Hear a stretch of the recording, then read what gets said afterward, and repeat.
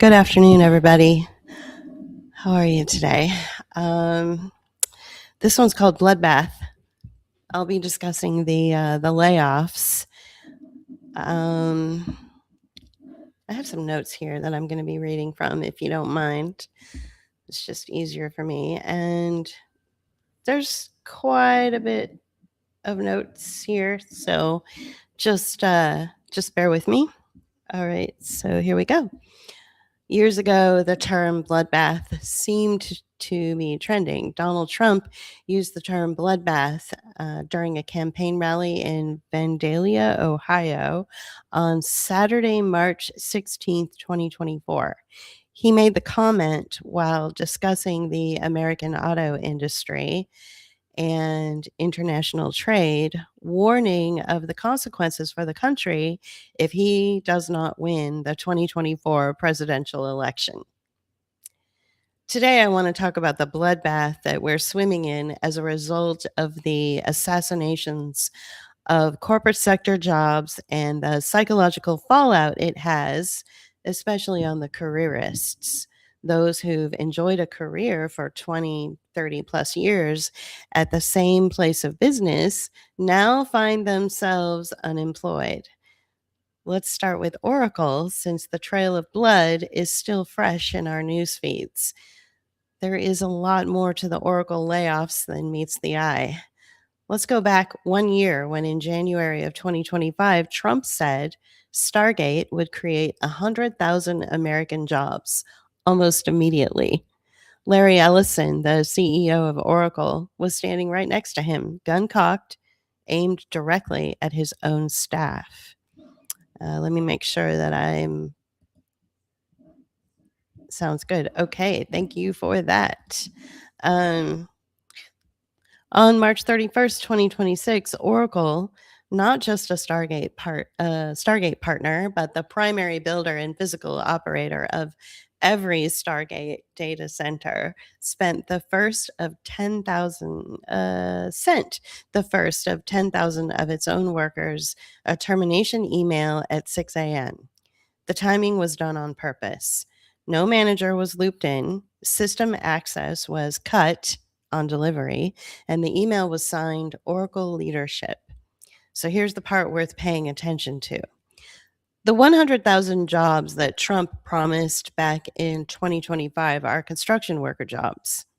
They are in concrete, steel, cooling systems, temporary site labor across Texas, Texas, New Mexico, Wisconsin, and Michigan. They're real jobs, sure, but they end when the buildings are done. So the 30,000 that were fired on March 31st, 2026 are software engineers, cloud architects, SaaS operators, healthcare IT workers. The people who built the systems that those data centers are being built to run. So these are permanent careers that were gone in a single bloodbath email before sunrise. Oracle is not struggling, by the way. So we have to get away from this idea that companies are struggling and operating in the negative and need to cut staff in order to shore up their earning potential. Bullshit. Oracle boasted, oh, by the way, there will be swearing in this. Typically, there is swearing when there's an unnecessary loss of crucial jobs in our American infrastructure. There should be lots and lots of swearing. So there will be swearing in this. So Oracle boasted a $6.13 billion profit just last quarter. They were up 95% year over year. So historically, when companies experience a surplus, they hire more people to build a better, more profitable profit and product. They don't fire in sweeps. The bloodbath is about single portfolios in your C-suites, turning billionaires into trillionaires.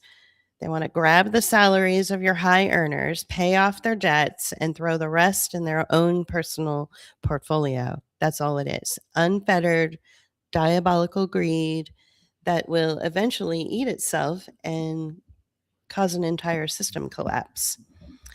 So, what I mean by system collapse is your mom and pops are no longer shuttered as a result of an economy that has become inverted or asymmetrical. They've still been slaughtered, sure, but now your big box corporate retailers are also going down. The shrapnel from this open assassination is also affecting their bottom lines, like your Costco's and your Walmarts and your big corporate stores that have typically been unaffected or immune to unemployment averages. They too are grasping for life amidst the trail of blood and death that seems to be screaming across unemployment lines. Oracle is also cutting workers because it owes $248 billion in data center lease commitments that do not appear on its balance sheet. So the question is, why do the workers who are creating the functionality within these data centers, why are the workers' salaries having to pay for that debt? It's also cutting workers because it committed to $50 billion in AI infrastructure this fiscal year alone. So this spending will be this for this fiscal year alone. And it's also cutting workers because the $300 billion open AI contract it signed. Remember, I'm going to talk about OpenAI too in a minute. That's the CEO is Sam Altman. So the one that made Ellison briefly the richest person on earth, it does not generate revenue until 2027. Bloomberg reported 3 weeks ago, citing internal Oracle sources, that the cuts targeted roles the company expects AI to make redundant. And when the termination email unleashed its bullets on 30,000 employees on March 31st, 2026, the reason they gave for killing the good workers was because of, quote, broader organizational change. Oracle told 30,000 employees it's because of organizational change that your career is imploding. Oracle told Bloomberg it's because of AI. Oracle told the investor, hey, the plan is working, investors. The kill switch means value added portfolios. But Oracle told America, 100,000 jobs, America. Yay. All four are technically true, but what's the key takeaway? Despite all this, Oracle's stock jumped 5% just seconds after they sent that assassination email on March 31st, 2026. Side note, here's a personal story that you might find interesting. This has been going on since 2021.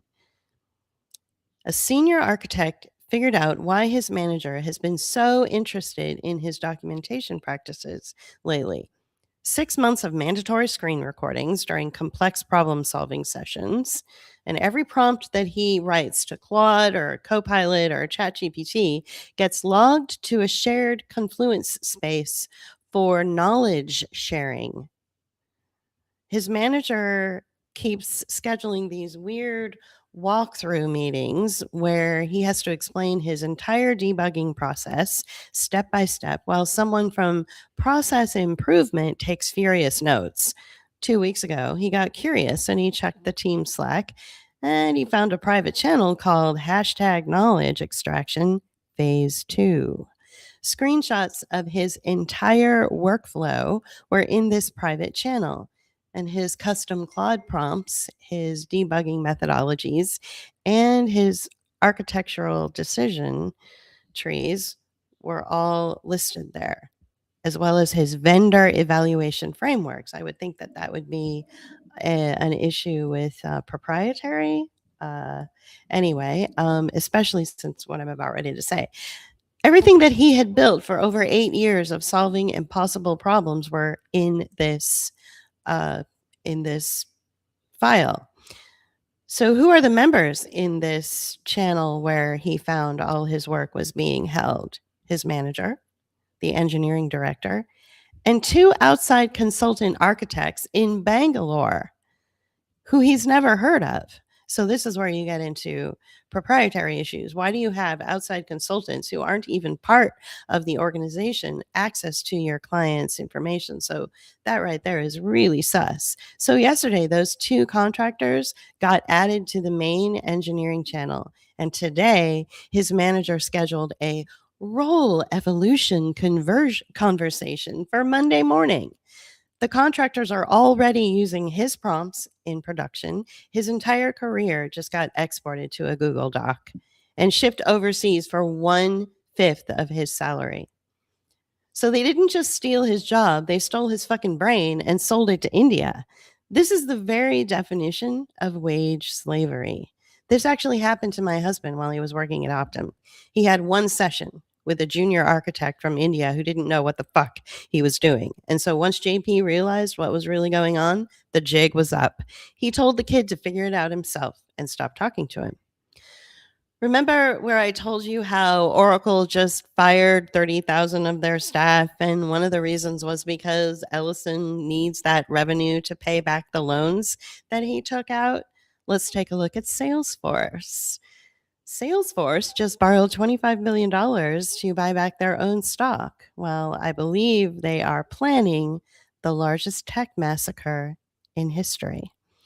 It's my opinion, and again, this is just an opinion, that Mark Benioff is about to eliminate Salesforce staffers to pay for his $50 billion stock buyback scheme. And if you thought 30,000 cuts from Oracle was bad, just wait. Let me say that again. Salesforce took on the debt to inflate their share price, and Oracle did the same thing. So it would be naive of us all to think that Salesforce is somehow immune from the next round of cuts. Ellison was Benioff's mentor, by the way, so come on, wake up. Especially since their suite of SaaS products, which is software as a service, are becoming irrelevant. They're becoming irrelevant because all the jobs that use the products are going away, which means sales for the SaaS products are actually going down. Yet Salesforce is already sitting on allegedly a $34.9 billion in annual revenue. So the math just isn't mathing. Someone's cooking the books. Apparently, though, they're up 11% year after year, just like with Oracle. Consistent profit year after year. What does that tell you? It should be a red flag, is what I'm trying to say. So, in fact, this last quarter was the most profitable quarter in the company's history. Benioff made $29.9 million last year for his private portfolio. Stock buyback will bump his personal wealth by another $180 million. Workforce optimization is often the largest language used to sweep up divisions: sales, engineering, support, marketing, design. Nobody is safe. There's a good chance middle management got the kill list right about the same time Oracle assassinated their own.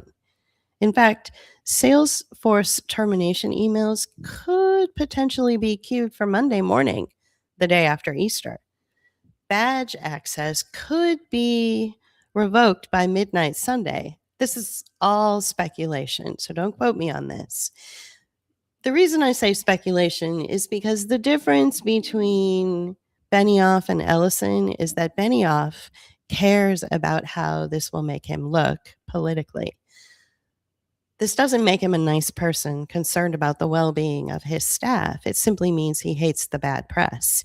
You notice there's very little negative said about him in mainstream. But still, the fucking audacity needs to be called out for what it is. Spiraling your company into debt to fatten up your private portfolio, and then paying off the debt by eliminating salaries for workers that built your company. It's not just unethical, but it's stupid. It doesn't seem like good business practice. Essentially, you're turning borrowing money into a weapon of mass destruction, and you end up accidentally creating actual domestic terrorists.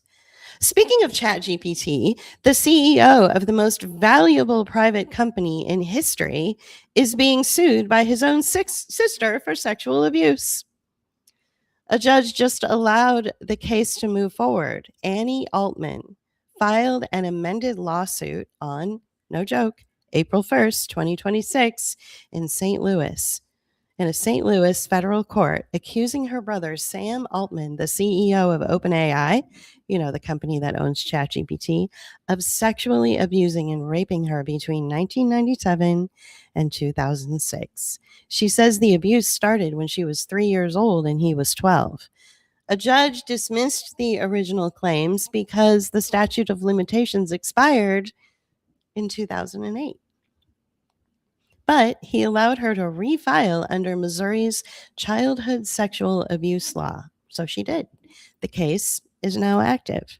Now, Sam Altman denied everything, of course, called it extortion, filed a defamation countersuit against his own sister based on social media posts she made between 2021 and 2024. And now his family sides with him and says she has mental health challenges. Isn't that convenient? Annie posted videos saying that she was touched by older siblings and that an almost tech billionaire molested her. The judge said those statements make it reasonable to infer that she meant Sam Altman. This is the same man, and this is the part that you should really pay attention to. I try not to get into these other, Epstein-like stories, but this is the part you should pay attention to, or at least this is the part that I pay attention to. Okay, so this is the same man whose own board of directors fired him in 2023. Former board member Helen Toner said 2 senior executives came forward with screenshots and documentation. They used the words psychological abuse. They said he was lying and manipulating people. Sounds like he's a fucking narcissist and a fucking psychopath. Said that they had, what's up? Said that they had no belief he could change. The board fired him secretly because they knew he'd try to undermine them. He came back 5 days later. Employees were told either Sam comes back or the company dies. We'll talk about extortion. That sounds like extortion, right? I think it's important to delve into the personalities of the kind of men we're dealing with here. The Musks, the Bezoses, the Ellisons, and the Benioffs. And Altman is a very good standard by which to measure these assassins. Because that's what they are. They're assassins. The former OpenAI board of directors fired Sam Altman on November 17th, 2023, primarily because they concluded that he was not consistently candid in his communications. What? A narcissist isn't candid? Color me shocked. Which they argued hindered their ability to exercise their responsibilities. Former board member Helen Toner later explained that the decision was the result of a long-term breakdown in trust rather than a single event, citing several key factors. Withholding information and lying. Toner alleged that Altman withheld information about company operations, such as not informing the board in advance about the launch of ChatGPT. Psychological abuse and a toxic culture. Shocking, right? Board members received complaints from multiple executives regarding a toxic atmosphere created by Altman, which they described as psychological abuse. And undermining the board, Toner further stated that Altman attempted to manipulate the board, including trying to remove her by fabricating a consensus that other board members wanted her off. Conflicts of interest. Concerns were raised that Altman did not properly disclose his personal financial interest in the OpenAI startup fund. Safety and commercialization speed. Some board members, particularly Ilya Sutskever, felt that Altman was prioritizing rapid commercialization over safety, leading to disagreements about the company's direction. This wasn't his first time. The management team at his first startup, Looped, went to the board twice asking to fire him for deceptive and chaotic behavior. He was reportedly pushed out of Y Combinator, too. Every safety leader who clashed with him left. Musk, Subscriber, Emoti. When Jan Leakey resigned, he said safety culture has taken a backseat to shiny products. OpenAI was forcing departing employees to sign agreements saying if they ever criticize the company, they lose all their equity, millions of dollars. When it leaked that Altman claimed that he didn't know anything about it, people were a little curious by that. So here I am channeling my best Heather's Generation X reference. See the movie if you don't get it. As if you're trying to tell me the CEO didn't know what was in his own exit contracts, give me a break. He asked Scarlett Johansson to voice ChatGPT, and she said no twice. They made a voice that sounded like her anyway. And Altman tweeted her on launch day. The actress had to hire lawyers to get them to stop. Forbes says he's worth $3.3 billion. The Musk trial starts on April 27th of this year, so just in a few weeks. Oh, you haven't heard? As of April of 2026, the fraud lawsuit filed by Elon Musk against OpenAI and CEO Sam Altman is heading to a jury trial in Oakland, California, with jury selection scheduled for April 27th, 2026, and the trial is expected to last through May. The case centers on accusations that OpenAI abandoned its nonprofit mission. You guys didn't know that about OpenAI, did you? That it was originally nonprofit? Abandoned its nonprofit mission to become a for-profit entity, with Musk seeking to reverse this transformation and pursuing significant damages. On top of this dumpster fire, Altman's sister's case is now active. Look, his own board fired him for lying. His own executives called it psychological abuse, and his own sister is exposing dark family secrets. And Musk is going for broke. And this is the guy the world is trusting with AI.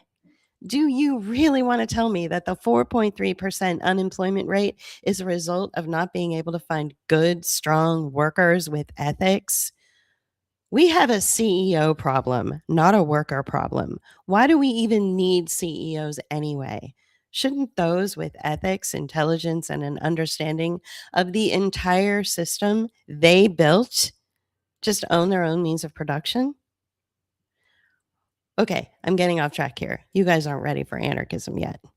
Reminder: don't disregard a person just because they didn't have a successful career. So many sharp, knowledgeable people are nowhere close to their potential in the corporate sector, not because of lack of ability, but because life wasn't kind to them like it was for you. Besides, it shouldn't take 100 job applications just to get an interview in the allegedly wealthiest nation in the world. This isn't something wrong with the applicant. I just told you who is to blame. Okay, now let's get to the good stuff and talk about the psychological impact this may have on the unemployed population. We are at a crucial point, not just a tipping point. We have already crossed the threshold, and we're at a higher unemployment rate than we were in 2008. When the great financial crisis hit us and our global homeless population skyrocketed and pensions were absorbed to bail out billionaires. But even then, there seemed to be a sense of understanding around the toppled economy. It was an open secret. Waste, fraud, and abuse had infiltrated our lending agencies, selling subprime mortgages. Even though there was no real justice served, at least we knew the truth about why the job market had closed and why opportunities had come to a halt. This time, though, there doesn't seem to be any real logical explanation. Companies are operating at obscene profit, and yet they're firing people while also not hiring people. This is creating a cognitive disconnect in the recently unemployed. The contractors or those that have been jumping from gig to gig over the last 10 years may have found themselves swept up in this latest sweep and have been knocked down enough times that they can take it on the chin and wait for the next upswing through gritted teeth, learned resilience, and juggling frustrated finances. I'm not too worried about them. But there's a new type of unemployed person who is caught up in this latest sweep that we've actually never seen before, not openly anyway. It's the careerist who's been at the same job for decades. Typically, these individuals have placed themselves in positions that aren't too exposed or dynamic, or are in regions where there is more of a need than there is talent, so they've strategically made themselves invaluable. Some of these careerists, like Nina here, and let me go ahead and share this. See if I can get this to come up. Let's see, share the screen.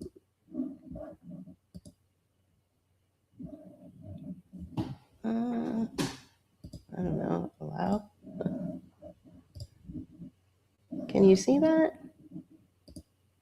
There she is, right? So Nina. Well, after 34, 33 of them great years at Oracle, I joined the 30,000 or so laid off today. Quite a shock. Many of the absolute best colleagues were laid off as well, it seems. Layoffs follow an algorithm of high-level individual contributions and mid-level managers, especially those with outstanding stock options. I'm not sure what to do next, if anything. I'm open to ideas, smiley face, winky wink. Anyway, let me close that. So people like Nina may not have the psychological understanding of what they're even experiencing.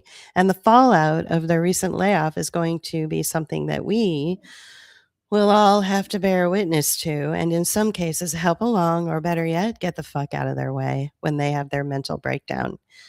I call them the recently unemployed careerists.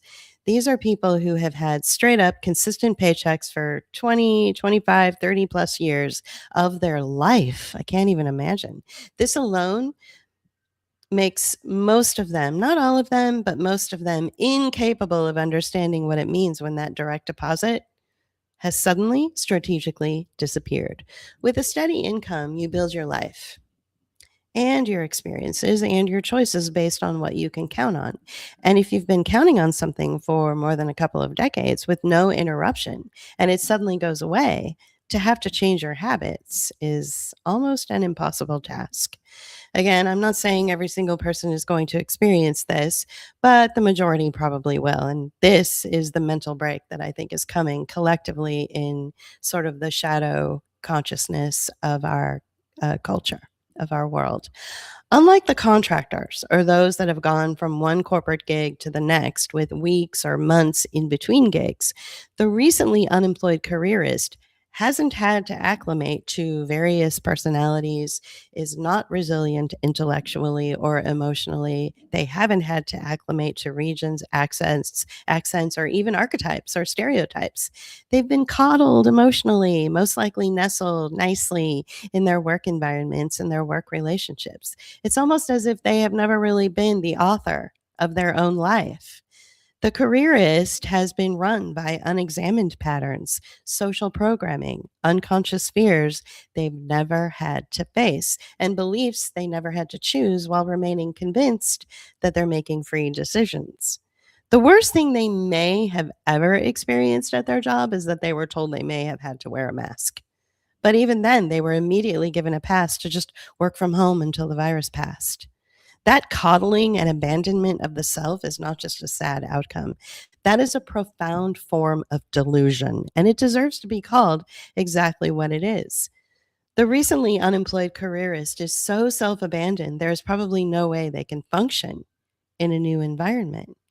Because after acclimating 20 to 30 years to the same personalities when they've never been challenged or done any challenging themselves, never experienced narcissism or psychopathy or the treachery that tends to rise in the corporate sector, it's doubtful they'll survive in the real world. It's naive to think that they would. Furthermore, the now unemployed careerist, especially if they're a man, will most likely carry around something that they have never experienced in their long career: shame. They've never been demoted, never received a reprimand, never experienced being set up to fail. Suddenly they're cast out, and the shame, which most likely goes undiagnosed or unrecognized even in themselves, is something that may come out in ways that affect their family, their friends, or society at large. Furthermore, the sense of abandonment that the now unemployed careerist will face is also something they've never truly felt in their world. Humans are wired to be social and to be part of a tribe or a nest. When that tribe or nest or uncomfortable environment kicks them out into the wild, their flight or fight kicks in and they flail, unable to master their own emotional pitfalls as a result of this profound abandonment and rejection. Something primal kicks in. I fully expect to bear witness to a mental break from a large portion of the unemployed population. We've seen unemployment hikes before in this country, but we've never seen an active process to unleash the most unstable into the general population. They will experience betrayal and injustice for the first time in their sheltered lives, especially when they find out the company they dedicated decades to is operating at an obscene profit and there was no reason to fire these careerists at all. I personally know of someone who, after a 30-year career at the same job, was unceremoniously fired for no reason in the last quarter of 2025. At first, I felt bad for him. But once I saw who he really was, he's a giant, emotionally ill equipped, socially stunted man child. I didn't feel so bad. I felt he was actually a good representation of what we will all be facing very soon in our families, our social circles, and our casual acquaintances in the general population. And if you're like me, you want no part of it. The best thing to do is stay out of their way so that when they explode their mental break, you won't get hit with the shrapnel. Trump was right. It's a bloodbath. And it seems the only industry that might survive this utter desecration of our workforce is the mental health industry. Analysts, behavioral experts, and even psychologists will be there to mop up the bloody mess of unstable and irrational, especially the unemployed careerists, that people like Benioff and Ellison and Altman have just dumped on the rest of us. So I hope you enjoyed that. I felt like something needed to be said regarding the Oracle layoffs, and more than just talking about, the surface level issues, but maybe going a little bit deeper into how this is going to affect people, emotionally and psychologically, especially those people who've never had anything bad ever happen to them. The worst thing that they maybe ever had was, like I said, maybe they had to wear a mask and then their office manager was like, "Oh no, you don't have to come in. You don't have to, if you don't want to wear a mask, you can just work from home."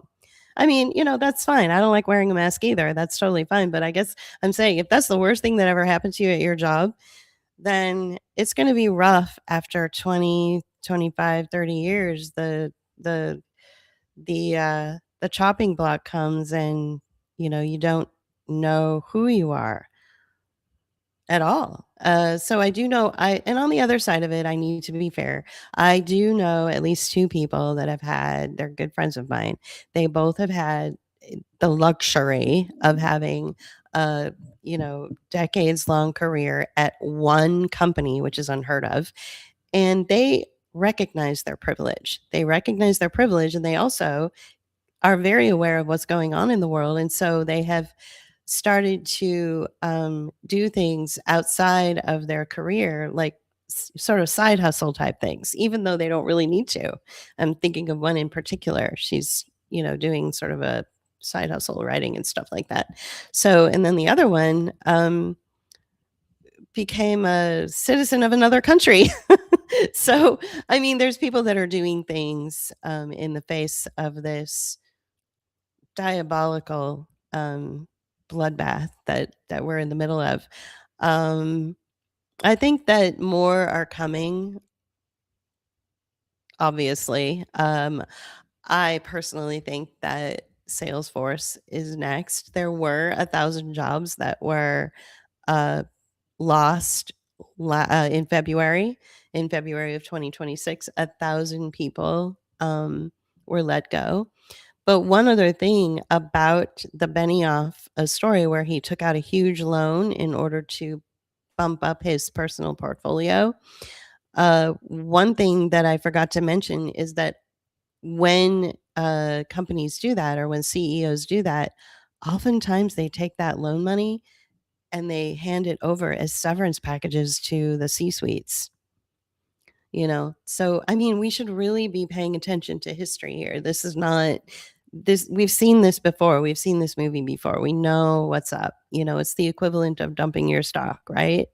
Come on. So we need to be aware that our friends and family members are dealing with some pretty horrific situations right now. There's, you know, job loss all over the place. A friend of mine in particular mentioned, something that I want to talk about, this sort of this shame that's attached to the careerist who's recently found himself unemployed.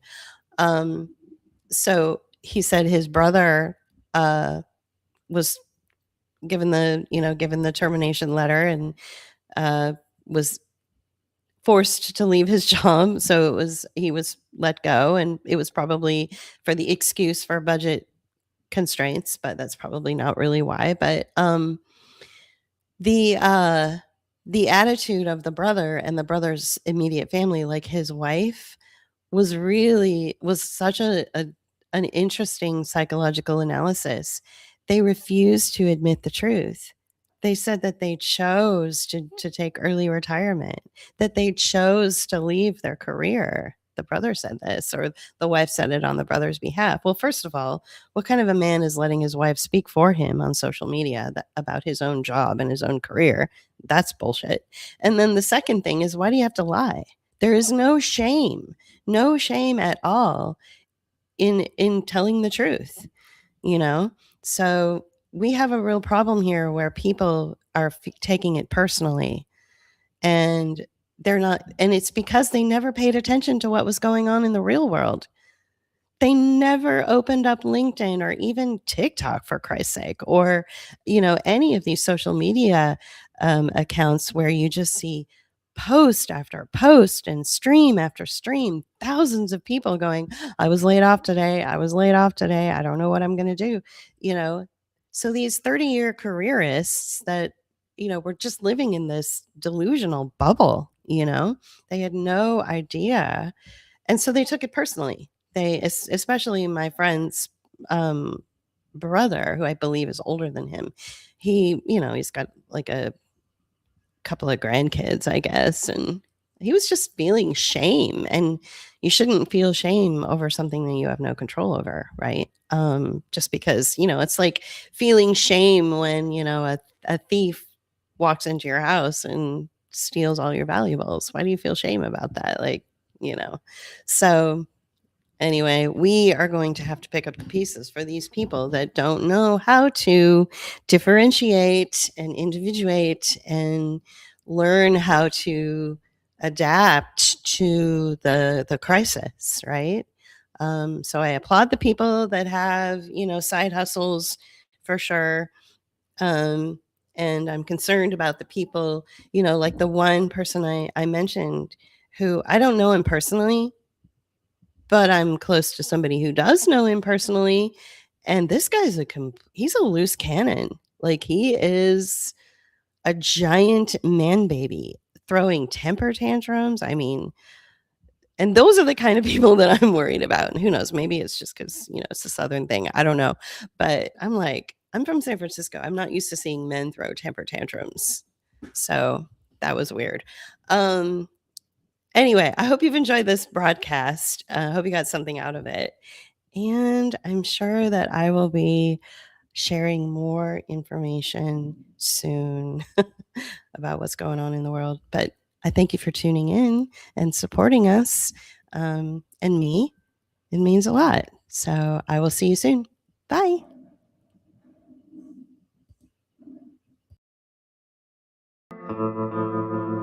You can help us continue our work by becoming a patron at patreon.com/Book of Hours, or leave us a one-time donation at paypal.me/Book of Hours. Or you can use Cash App. Thank you.